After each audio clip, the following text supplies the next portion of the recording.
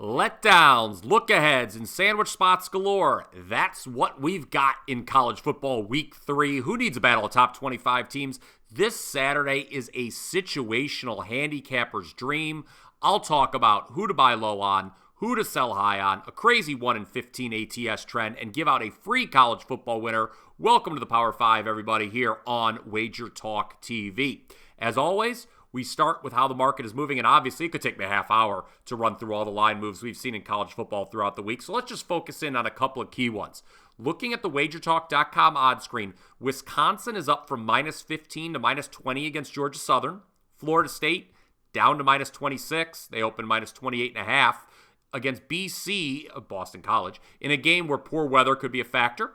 Eastern Michigan, who cashed his last week's power play, is down to minus 7 after opening minus 10 versus UMass. Rutgers all the way out to minus 7 after opening minus 4 versus Virginia Tech. Bettors like Bama to bounce back after last week's loss to Texas. Saban and company now minus 34 for a very rare non-conference road game at USF. And speaking about needing to bounce back from a loss, Texas A&M now minus 36.5 versus lowly Louisiana Monroe. The Aggies open minus 32 following last week's defeat at the hands of Miami, Florida.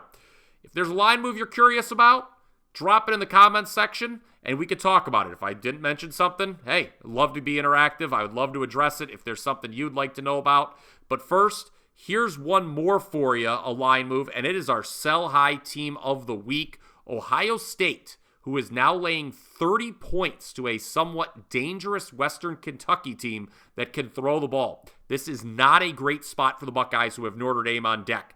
Plus, this Buckeyes offense is just 114th in the country on third down so far. Ohio State fans will not want to hear it, and trust me, I'll be sitting among some on Saturday, but this line should be closer to 3 touchdowns, not 4. Western Kentucky quarterback Austin Reed led the country in passing yards and touchdowns last season.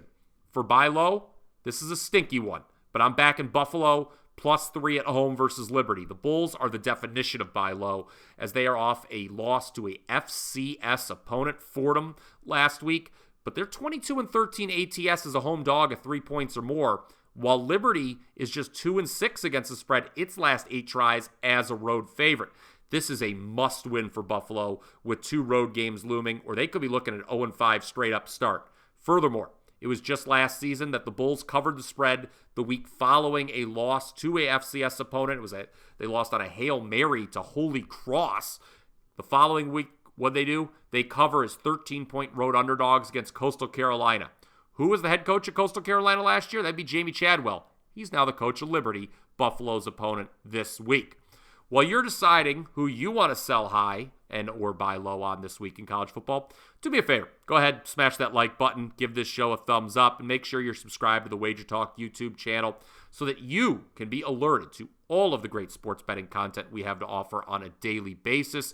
Tons of game previews currently available. So again, make sure you're subscribed. We greatly appreciate your support. Speaking of appreciating some support, New Mexico is desperate for anyone to like them this week because they're a short favorite against in-state rival New Mexico State. How bad have the Lobos been in the chalk roll? How about 1 in 15 against the spread their last 16 tries, including 0-8 the last 8? Just last season, they lost as 7-point favorites at New Mexico State, 21-9. This year's game in Albuquerque, curiously, the line has moved in the Lobos' direction. They're now minus 1.5 after opening minus 1, and I even see one sharp book hanging a minus 2 on New Mexico. Is this the spot where New Mexico snaps its woes as a favorite? We shall see. Okay, before we get to the power play of the day, I just want to remind everyone I'm on a perfect 5-0 run in the NFL after cashing the Vikings team total over on Thursday night. It's a 9-2 run in all sports, including a perfect 7-0 with 4% best bets. My complete 5-game card for Saturday college football is now available at WagerTalk. It includes a 5% max bet. Last season, I finished number 1 in college football with plays rated 4% or higher. And for a limited time only, you can grab a full month of either my NFL or college football selections for just $99. All you need to do is head on over to my page, wt.buzz/BP, and use the coupon code BRYAN99. all caps, BRYAN99. Let's have another big weekend, guys, and let's cap the show today with our power play of the day. A total, Washington, Michigan State, under 56. Obviously, the less said about Mel Tucker and Michigan State, the better right now. I don't see them putting up many points Saturday afternoon, and as explosive as Washington's offense has been these first two games, they know they're not going to need to score a ton, and it's out east.